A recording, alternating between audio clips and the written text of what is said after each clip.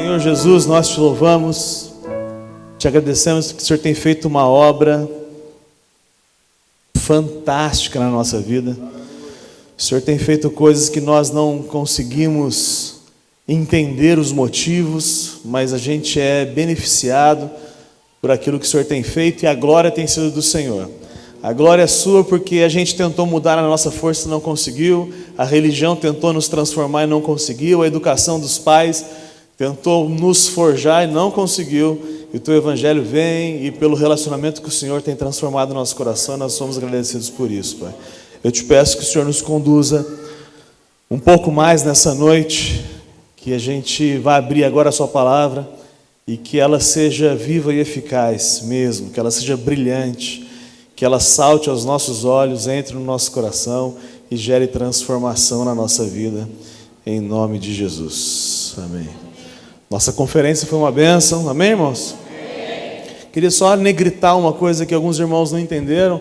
Eu achei fantástico o testemunho do pastor Eros. O pastor Eros, quando pegou o microfone, falou de o quanto a educação dele levou ele a ter um distanciamento das pessoas, dos homossexuais de uma forma geral.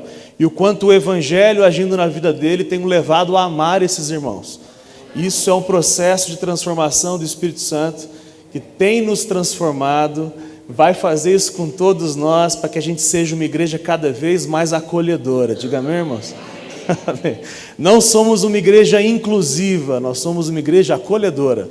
Nós não justificamos ou dizemos que isso está certo. O que é errado, mas todos nós, com os nossos erros, encontramos aqui um ambiente para tratar as nossas loucuras. Amém, irmãos? Isso é igreja. Então abre aí, por favor, Hebreus capítulo 5, 13ª pregação sobre Hebreus. Estamos no capítulo 5.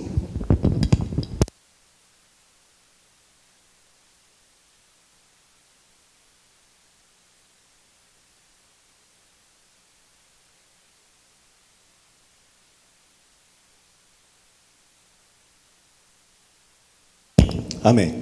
Deixa a Bíblia aberta aí no capítulo 5. Irmãos, a gente tem discutido Hebreus, tem sido uma jornada, para mim particularmente, transformadora. Para mim tem sido especial. Conhecia muito Hebreus, sou apaixonado por Hebreus, mas ir versículo a versículo junto com vocês tem sido uma experiência única. A gente, desde o começo dessa nova série do estudo de Hebreus, eu disse, a palavra tem cumprido, porque eu disse baseado nela, de que a gente desconstruiria a nossa religiosidade. É bom sempre dizer alguma coisa sobre isso, sempre tem gente nos visitando. Jesus não inventou a religião, quem inventou a religião somos nós. Nós inventamos a religião, todas elas. Todas as religiões são invenções humanas. E porque são invenções humanas, são tentativas inúteis de conquistar e de fazer aquilo que só o Evangelho pode fazer. Então toda religião ela fala sobre elementos em comum, toda religião tem uma base comum, e a gente já falou, eu vou repetir, toda religião tem como base um lugar especial, um dia especial, um homem especial e um jeito especial de fazer. Deixa eu explicar melhor para você, e vocês já ouviram falar sobre isso aqui. O que eu estou dizendo é que toda religião diz que você deve ir em um lugar, ter um encontro com Deus, num dia certo, na hora certa, e aí você vai lá, vai ter um cara certo, e esse cara vai fazer uma mandinga lá, e esse cara vai fazer com que Deus não consiga dizer não para você. Ele vai dizer para você, faça isso, e o final disso é a bênção que você quer. Tudo isso é feitiçaria, e eu estou falando da feitiçaria. Isso é feitiçaria. Não é magia, é tecnologia. Obrigado, Chico. Obrigado. Muito obrigado. Perfeito. Tá torto, mas tá bom.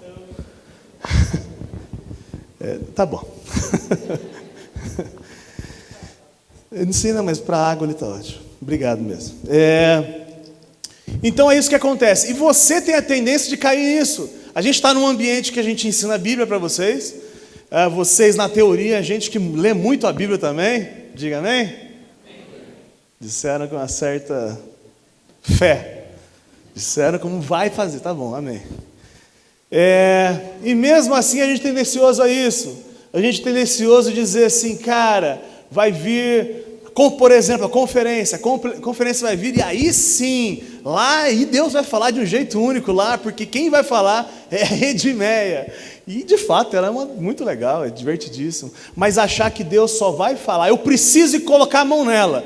Se eu somente tocar na orla do vestido dela, então serei curado.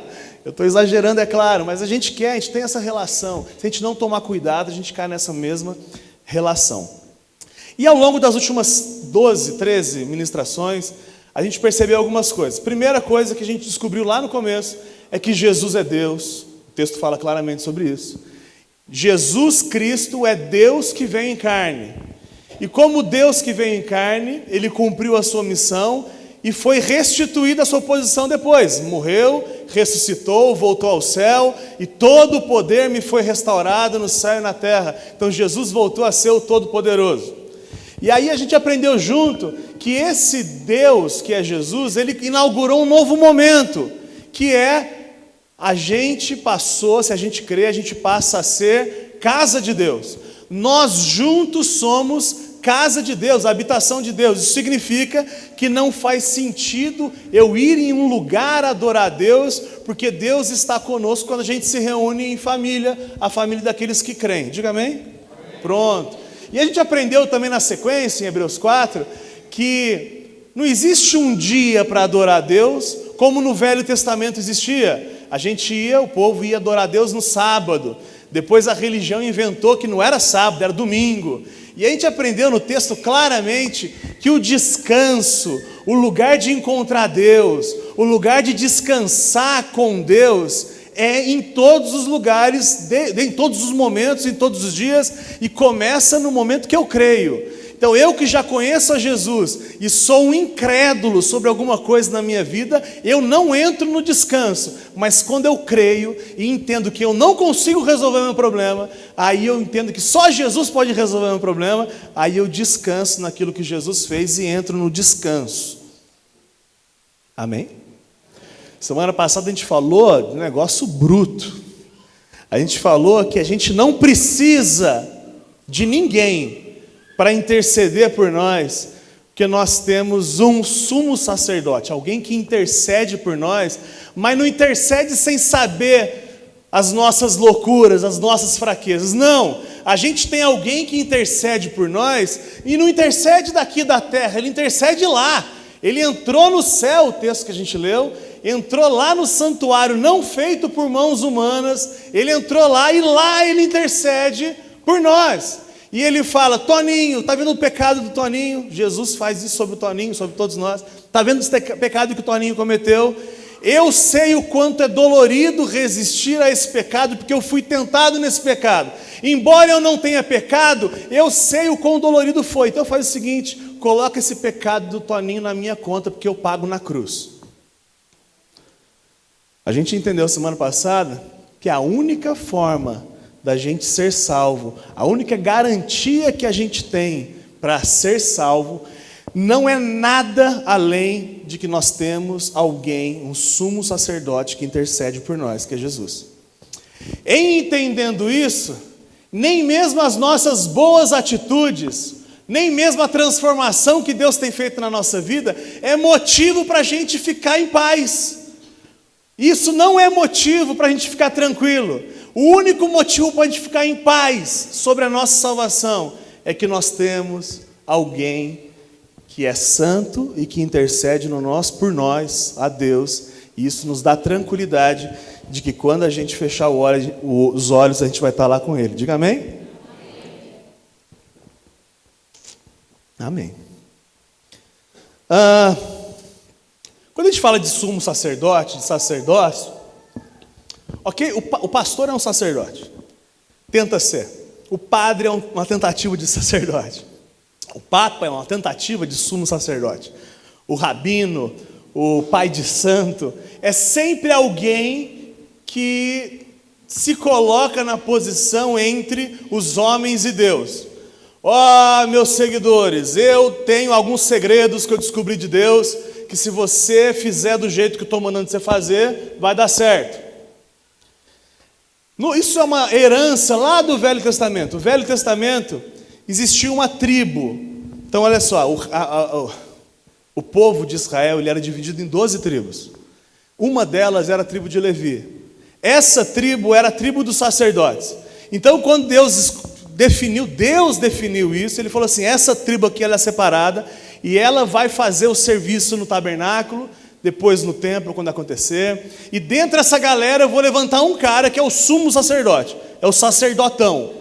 Esse cara é o top de todos, e ele vai uma vez por ano entrar no Santo dos Santos, e ele vai fazer a ligação entre Deus e os homens e Deus.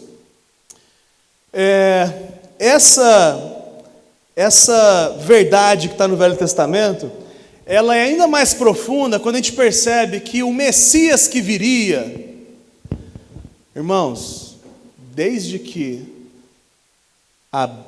Adão e Eva pecaram, Deus prometeu que mandaria a solução. Isso é o Messias. Desde Adão e Eva, Deus já dizia com sinais, figuras, profecias, Ele dizia que Ele mandaria a solução dos nossos pecados. Isso é o Messias, o Cristo. E nós reconhecemos que Jesus é o Cristo de Deus, Jesus que veio em carne, Deus que veio em carne, Ele é a solução. Então o Messias, Ele seria o profeta, o rei e o sacerdote. Ele teria nele mesmo todas essas funções. Eu queria então que vocês abrissem aí Hebreus capítulo 5, 1 e 2, diz assim, quem não achou, acompanha no telão.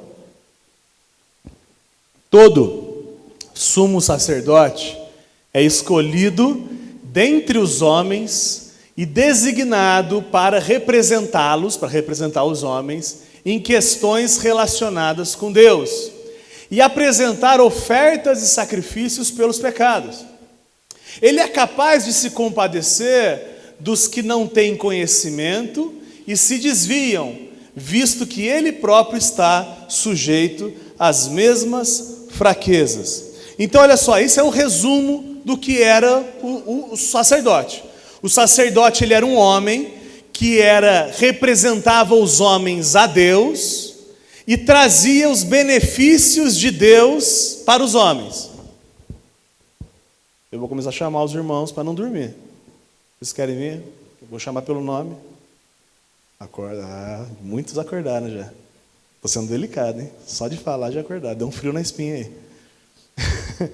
Vocês entenderam isso? O sumo sacerdote era quem representava os homens a Deus e quem trazia os benefícios de Deus aos homens. Versículo 3 diz assim: por isso ele precisa oferecer sacrifícios pelos seus próprios pecados, bem como os pecados do povo. Já que o sumo sacerdote, já que o pastor, já que o padre, ele é sujeito às mesmas limitações, às mesmas paixões que vocês, ou não? Ou a gente é uma classe de supercrente aqui? Não? Diga misericórdia.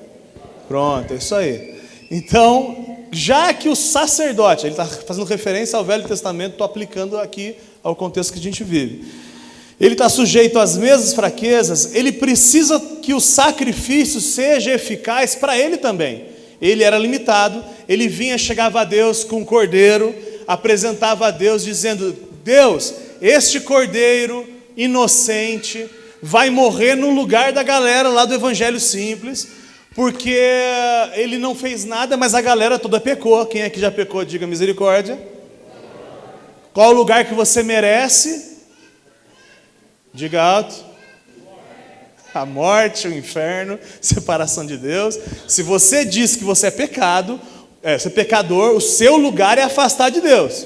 Aí o sacerdote vinha com um cordeirinho belezinha de 1 ano, chegava e falava: Deus, esse aqui está o cordeiro, não fez nada, é inocente, e para que o povo não morra, esse cara vai morrer, esse cordeiro aqui vai morrer no lugar daquele povo todo lá. E isso era aceitável a Deus.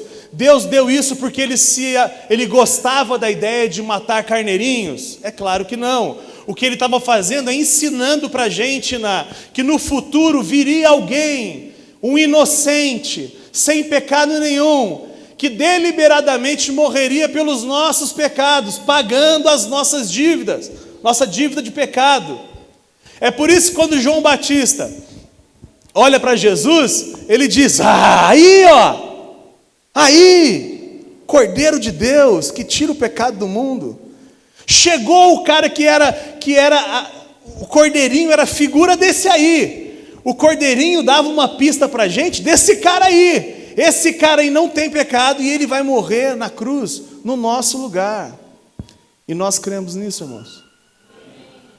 Nós estamos descansando que o inocente morreu no nosso lugar. É a única forma da gente ser salvo, é confiando nisso. Isso é importante você entender. Tudo que acontece no Velho Testamento, quem está chegando hoje, deixa eu explicar. Velho e Novo Testamento, entre aspas, para simplificar, antes e depois de Jesus. Tudo que acontece antes de Jesus é uma figura, João. É Deus ensinando para a gente a realidade das coisas. Tudo era só didático, era ensino. Para quê? Para que quando chegasse Jesus, a gente reconhecesse que Jesus era a resposta de tudo aquilo que a gente estava aprendendo. Amém por enquanto, irmãos? Vem junto comigo que vai dar certo. Amém? Amém. Joga a Raquel para o lado aí, Ricardo, só para não acordar. Beleza, versículo 4 diz assim: ninguém toma esta honra para si mesmo, mas deve ser chamado por Deus, como de fato foi Arão. Então deixa eu te explicar um negócio. Vamos construir junto. Tá chato, mas vai ficar melhor. Presta atenção. Essa turma de Velho Testamento, Novo Testamento, tá? Didático também. Essa turma aqui, igual o povo no deserto, eram 12 tribos, tinha uma tribo que era Levi, eram os sacerdotes. Tinha o primeiro dos sacerdotes, quem era? O sumo sacerdote. Qual é o nome dele? O primeiro? Arão. Então, Deus chamou Arão como sumo sacerdote. Não foi ele que se fez. Opa, sou eu, o sumo sacerdote. Não. Deus instituiu ele. Abre aí Levítico 8:1. Diz assim: o Senhor disse a Moisés: traga Arão e seus filhos, suas vestes, o óleo da unção, o novilho, para a oferta do pecado, 2 carneiros. E depois você leia todo para simplificar. Leia o capítulo inteiro. É o momento em que Deus institui Arão como sumo sacerdote. A ideia de um sumo sacerdote é porque Deus queria falar com um cara só. É isso? Não, irmão, didático. Ele estava ensinando para a gente que teria um dia alguém que quando a gente olhasse para ele, a gente reconheceria, porque a gente já tinha aprendido como é que era o esquema, a gente ia olhar para ele e falar assim: eis o nosso sumo sacerdote. No passado aprendemos que existia um sumo sacerdote, e hoje a gente olha para Jesus e reconhece que Jesus é o nosso sumo sacerdote. Jesus é o cara que intercede por nós a Deus e traz os benefícios de Deus a nós. Amém por isso. O texto que a gente acabou de ler, o versículo 4, volta por favor, Lisão, diz que ninguém assume essa posição porque quer. Nem foi assim com Arão e também não foi assim com Jesus. Entenda, irmãos, eu sei que às vezes dá um bug. Quando Jesus veio à terra, ele se esvaziou de Deus. Ele deixou lá no céu os seus atributos de Deus e veio como homem. 100% homem. Tudo que Jesus fez na terra, ele fez como homem. Não fez como Deus. Tudo o que Jesus fez na terra, ele fez como um homem, cheio do Espírito Santo de Deus. Mas não é assunto de hoje. Ele deixou lá. Então aqui como homem, ele era necessário. Tudo. Ele passou por toda espécie de tentação. E ele precisou ser, no final da vida depois, restituído da posição que ele tinha. Pai, agora me glorifica com a glória que nós tínhamos antes da fundação do mundo. Jesus disse isso ao Pai. Então tudo isso precisou acontecer. E aí, Deus precisou, entre aspas, chancelar em Jesus que ele sim era o nosso sumo sacerdote. Deus olhou para Jesus, ele precisava dizer para Jesus e para a gente que Jesus era o resultado final do tipo do que acontecia no Velho Testamento. Está muito difícil, pastor Enes? Alguém vai levantar a mão se não entender? Nunca, né? Alguém tem coragem de levantar a mão se não entender? Você está levantando a mão? Tá bom.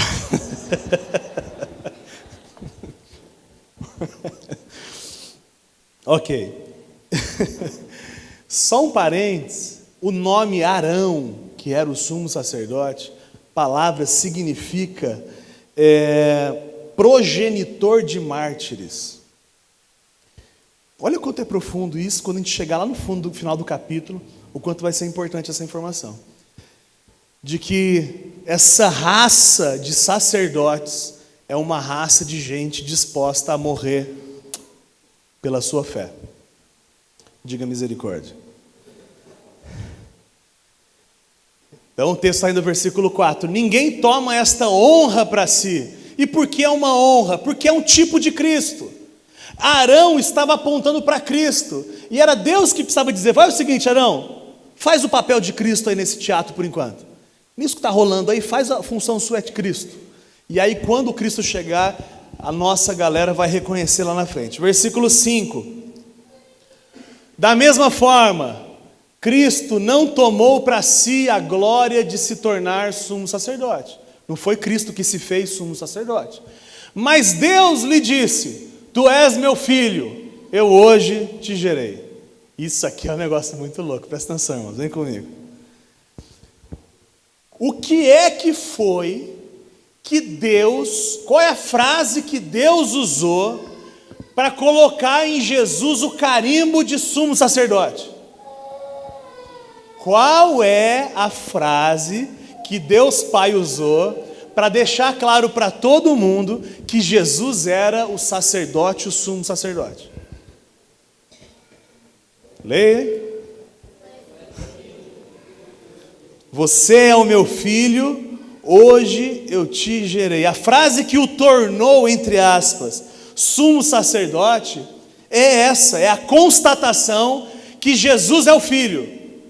A certeza, povo do mundo inteiro, deixa eu falar um negócio para vocês, está vendo isso aqui? É meu filho, gerado, não foi criado, gerado por mim. E isso é mais do que suficiente para que ele seja o seu fiel sumo sacerdote.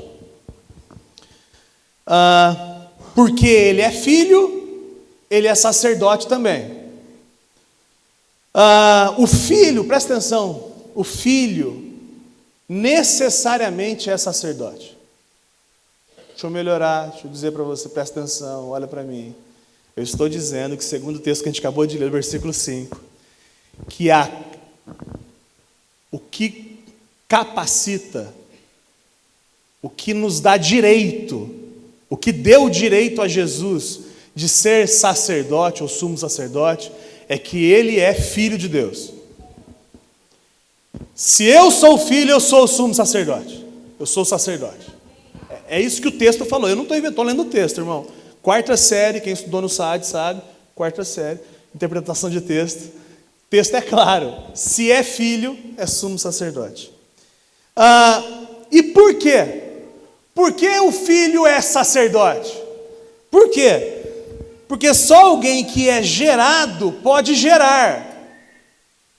No passado a gente tinha uma frase que a gente dizia que ovelha gera ovelha. É isso, pastor? Ovelha gera... Só fazer uma pergunta. Quantos aqui creem? Diga amém.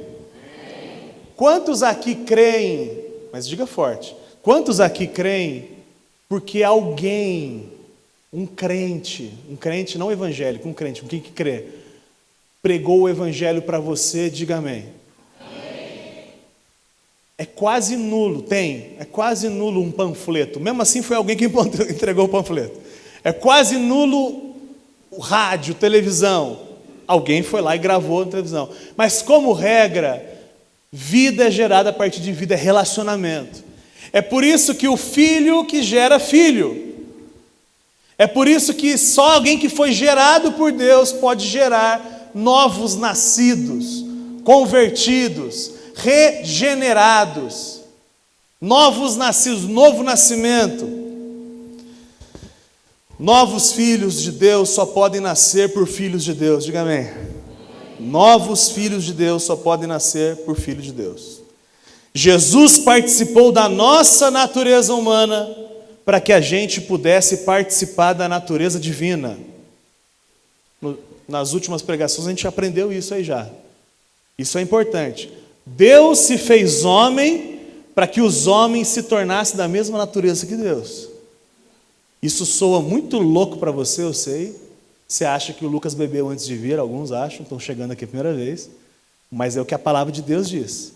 Que se nós, porque cremos, fomos mudados o nosso coração, e começa no nosso coração uma parada diferente, um jeito novo de encarar as coisas, que já é a experiência de ter a natureza de Cristo em nós. E essa natureza que está crescendo e expurgando o velho homem da nossa vida, ela nos garante que nós continuaremos ainda em mais intimidade com Deus quando a gente se for dessa terra. Porque a gente aprendeu em Hebreus que quem morre e crê, não morre e é promovido. Amém? A gente só aumenta a nossa relação com Deus. O que Hebreus, então, está construindo, a partir desse momento, é o sacerdócio dos crentes. Se você crê, você é crente. Você crê, diga amém. Se você crê, eu queria dizer para você que não dá para fugir. Você é um sacerdote. Hebreus desconstruiu a ideia de um lugar santo e disse: em qualquer lugar a gente encontra Deus. Quando a gente se reúne, aquele lugar é um lugar santo. Ele desconstruiu a ideia de um lugar, um dia que a gente deve adorar a Deus e diz: todos os dias. E agora ele está dizendo: não é um homem que te leva a Deus. Você não precisa de um pastor, um padre, um rabino, um pai de santo. Não! Você pode ser esse cara, você tem acesso livre ao Santo dos Santos, pelo novo e vivo caminho que Jesus abriu, pelo seu véu, pela sua carne. O que o texto começa a nos ensinar é que se nós cremos, nós somos filhos, e se nós somos filhos, nós também somos sacerdotes. Nós somos uma raça de sacerdotes. Nós somos um povo que quando anda para cumprir a nossa missão de sacerdote. E que missão é essa? Representar o homem a Deus e trazer os benefícios de Deus aos homens. É com compaixão, é com dor, sabendo que você também passa pelas mesmas aflições que o irmão, interceder pelo irmão, orar pelo irmão, em vida, irmão. Você pode fazer isso enquanto você está vivo. Quando você morre, não dá mais. Quando você morrer, a Bíblia fala que já não tem mais essa relação. Sua avó que morreu não está intercedendo por você. E ó que minha avó era divertida, hein? E ó que minha avó estaria à frente dessa macarronada do dia 14. E diria que dá para fazer por R$2. Não é isso? Eu falo lá com o cara da avícola e faz... Não está intercedendo. Não está desfrutando a minha avó. Minha avó está em delícias, porque creu. Mas a gente não precisa... Eu não quero que a minha avó interceda por mim, porque eu tenho o sumo sacerdote ao lado de Deus, ao lado do Pai, que intercede por mim de um jeito muito mais racional e mais delicioso que a minha avó poderia fazer. Amém, irmãos? Eu não preciso do pastor, eu não preciso do padre, eu não preciso do papa, eu não preciso de nenhuma entidade, eu não preciso de ninguém que morreu, eu preciso de Jesus, único e suficiente Salvador. De cabeça todo mundo conhece, João 1,12 diz que a todos, contudo, aos que o receberam, aos que creram em seu nome, deu-lhes o direito de se tornarem filhos de Deus. Tem filhos de Deus aqui, irmãos? Presta atenção, quem inaugurou essa parada foi Jesus. Ninguém tinha coragem de se chamar filho de Deus. Era uma relação distante.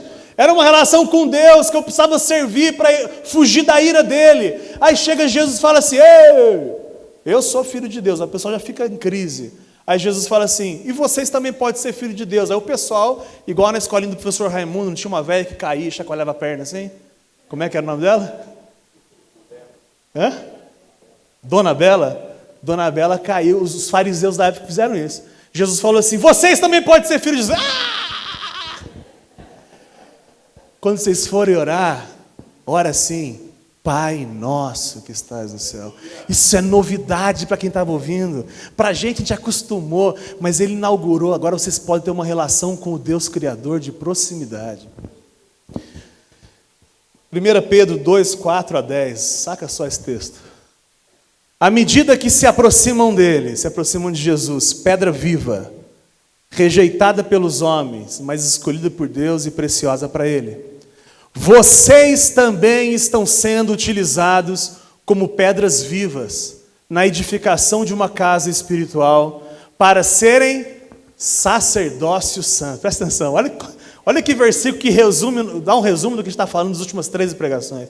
Ele está dizendo que não tem mais um lugar, porque quando a gente se reúne, a gente um monte de pedrinha viva. Aliás, quando eu falei sobre isso, eu falei que o quinhão era uma pedrinha de um tijolinho mais escuro. Tudo, tijolinho menor, tijolinho maior. Eu, um tijolinho ótimo. Você, respeito com o pastor. Respeito com o ungido do Senhor. É isso que não dá, irmãos.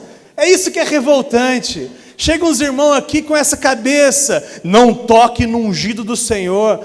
Mas fala, irmão, que ungido do Senhor? Jesus é o ungido do Senhor. Eu estou aqui na função, eu sou no máximo um co-pastor, ou no máximo um tipo pastor, mas quando chegar o pastorzão, quando vier ele mesmo, a gente vai dar contas do que a gente fez aqui. A gente é igual, não tem nada, irmão, todo mundo é igual, ou melhor, não é que não tem mais nenhum sacerdote, melhor do que isso, todos nós somos sacerdotes. Nós somos casa espiritual agora para ser sacerdócio santo, oferecendo sacrifícios espirituais aceitáveis a Deus. Mais para frente a gente vai tratar desses sacrifícios espirituais aí, por meio de Jesus Cristo. Continue. Pois assim é dito na Escritura: eis que ponho em Sião uma pedra angular, escolhida e preciosa, e aquele que nela confia jamais será envergonhado. Está falando da gente, está falando de Jesus. Se a gente confiar em Jesus, nós jamais seremos envergonhados. Portanto, para vocês, os que creem, cadê, irmão? Está aí? A turma está aí, irmão? Para vocês que creem, esta pedra é preciosa, mas para os que não creem, a pedra que os construtores rejeitaram tornou-se a pedra angular. Pedra de tropeço e rocha que faz cair. Os que não creem tropeçam, porque desobedecem. Grava essa desobediência, daqui a pouco a gente vai falar sobre isso.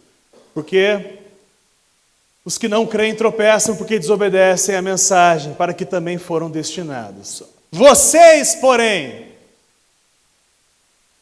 são geração eleita, sacerdócio real. Vocês são de fato uma turma de sacerdotes. Vocês vão pelo mundo como sacerdotes do Deus Altíssimo. Vocês são sacerdócio real, nação santa, povo exclusivo de Deus. Para quê?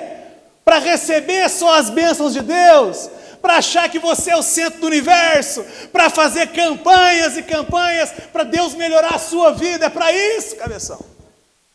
Para que anuncieis as virtudes daquele que vos tirou das trevas para a sua maravilhosa luz.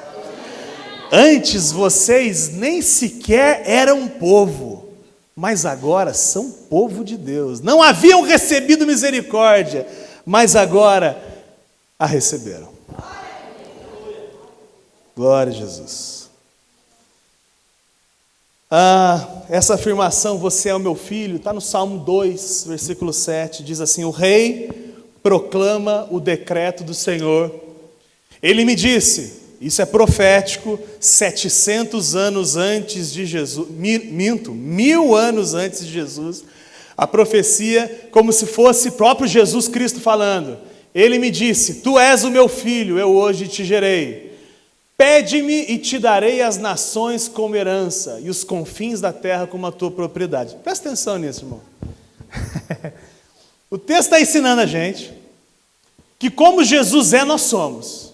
E Jesus é sacerdote porque é filho, e nós somos filhos, nós também somos sacerdotes. E o texto está dizendo assim: ô bando de sacerdotes, peçam as nações como herança, e eu darei para vocês. E aí vem um pentecostaloide, vem um religioso de qualquer espécie, e coloca que Deus está nos dando para vivermos as delícias dessa terra. O texto acabou de falar que, como sacerdotes, qual é a nossa função quando a gente pede as nações como herança? É cuidar dessas nações, é ser Jesus para essas nações. É para que quando a gente vai andando, as pessoas vão olhando para a gente, reconhecendo que existe um Deus vivo, e chegando e compartilhando as suas limitações, e sendo transformados pela pregação do Evangelho. E aí a gente começa a se envolver com essas pessoas, e chora junto, e ora junto, e se envolve na transformação delas, porque não aceita a possibilidade dela continuar sendo o que ela é. Já que nós somos sacerdotes, nós vamos clamar a Deus pelo irmão, interceder pelo irmão, e dizer: Deus, faça alguma coisa pelo irmão. Aliás, se fosse uma fila, que não é, faça na vida dele primeiro do que na minha, porque comigo eu estou em paz, mas ele está desesperado aqui, irmão. É isso que o sacerdote fazia e faz. É assim que a gente tem que fazer. Não é para usufruir das nações, é para cuidar e para interceder por ela. 2 Coríntios 5.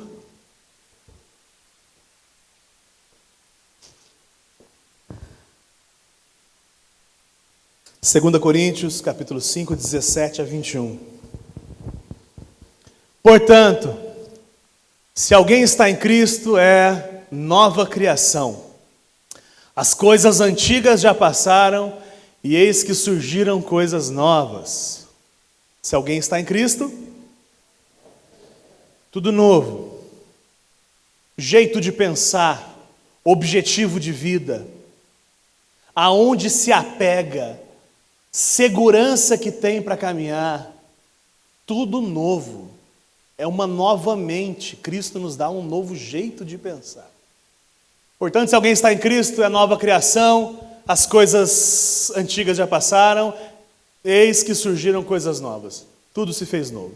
Tudo isso provém de Deus, que nos reconciliou consigo mesmo por meio de Cristo, e nos deu o ministério da reconciliação.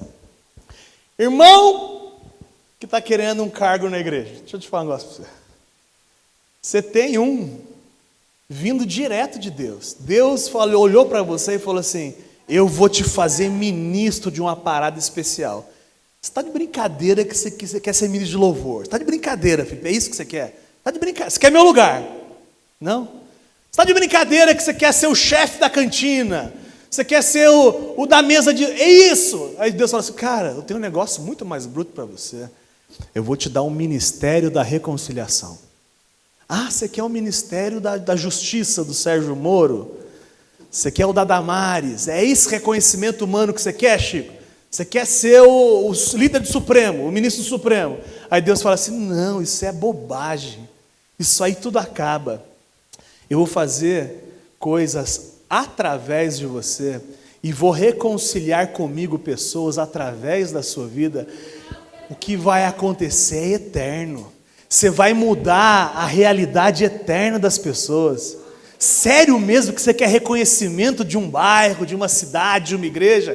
Eu tenho coisas muito maiores para vocês. Eu reconciliei vocês e agora estou imbuindo vocês. Está certo o português? Estou dando para vocês um ministério, colocando vocês uma responsabilidade de levar essa reconciliação que você recebeu a outras pessoas. Essa é uma das mensagens mais negligenciadas nos púlpitos. Ser Cristo no mundo. E é a mensagem que o autor de Hebreus disse que nem pode se aprofundar muito com os hebreus. Eu acho que, inclusive, a gente está indo um pouco mais fundo do que o autor de Hebreus foi com os hebreus. Porque quando ele ia expandir mais essa questão do sacerdócio, ele falou o versículo 11 e 12, que não é de hoje. Diz assim, 5, 11 e 12. Quanto a isso, temos muito o que dizer, coisas difíceis de explicar, porque vocês se tornaram lentos para aprender.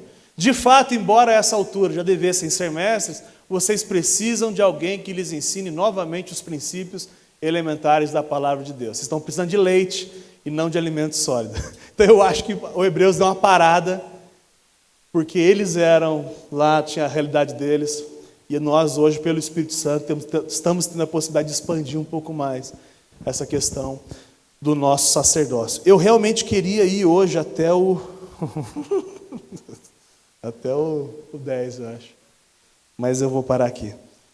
Vou ficar com isso. E levar você a refletir, embora refletindo, de que, de fato, Deus não precisa da gente, mas Ele nos usa. Por quê? Para nos fazer participante. Citar de novo a história do Valtinho, o Valtinho está lá embaixo. Ele disse uma coisa que é apaixonante. Ele nem lembra mais disso. Mesmo porque a idade já não permite ele ter lembrança. Mas ele disse assim, Deus nos salva, é no poder dele que ele nos santifica. Por graça, agora a adição minha, por graça ele nos envolve no ministério. Pela graça dele, ele nos dá a oportunidade da gente servi-lo, para que outras pessoas possam conhecer Jesus. Ou seja, a glória é toda dele, porque o poder é todo dele. E quando a gente chegar no céu e ele vier dar um abraço na gente, ele vai falar assim, conseguimos, Lucas. Ele nos faz participante de graça. Ele não precisava fazer nada disso, ele podia fazer sem a gente. Mas evangelho é sempre relacionamento. O que Deus projetou e sonhou foi uma família de muitos filhos semelhantes a Jesus. E é nessa palavra que a gente vai. Eu realmente espero que hoje você vá embora com um sentimento de responsabilidade maior a respeito das coisas. Parar de terceirizar o Evangelho. Parar de colocar, isso é função da igreja, isso é função do Estado, isso é função do pastor. Não, é sua. Você é tão responsável quanto eu. Você é tão responsável quanto o pastor Eros, quanto qualquer um pastor que está aqui. Porque essa missão foi dada à igreja e você faz parte dela. E você é filho e porque é filho é sacerdote também. Amém, irmãos? Feche seus olhos, curva sua cabeça. Senhor Jesus, palavra desafiadora, confrontadora, mexe com muitas falsas seguranças que nós achávamos que tínhamos. E eu te peço, Pai, para que o Senhor se revele, mesmo, mais e mais. Que o Senhor transforme essa igreja em irmãos cada vez mais maduros mesmo. Que a gente possa, todos aqui, assumir mesmo a responsabilidade que tem com o Senhor. E com o bairro, e com a cidade, com o mundo. De levar uma mensagem e viver uma mensagem que pode mudar a eternidade das pessoas. E nós nos colocamos aqui, Pai, à sua disposição. Eis-nos aqui. Nos envie para onde o Senhor quiser nos enviar. Faça conosco o que o Senhor quiser fazer. A nossa vida, a nossa saúde, a nossa família, os nossos bens são todos do Senhor. O Senhor faz o que o Senhor quiser. E nós, como sacerdotes do Senhor, quando a gente estiver caminhando, indo pelo mundo, a gente possa ser de fato Cristo para as pessoas, na vida das pessoas, porque não existe outro jeito de ser e de viver, a não ser do jeito que o Senhor estabelece para os seus filhos. O Senhor não é só o nosso Salvador, o Senhor faz com a gente o que o Senhor quiser, e que a gente pare de lutar contra aquilo que o Senhor está falando no nosso coração, para que a transformação seja de fato para a glória do Senhor. Em nome de Jesus.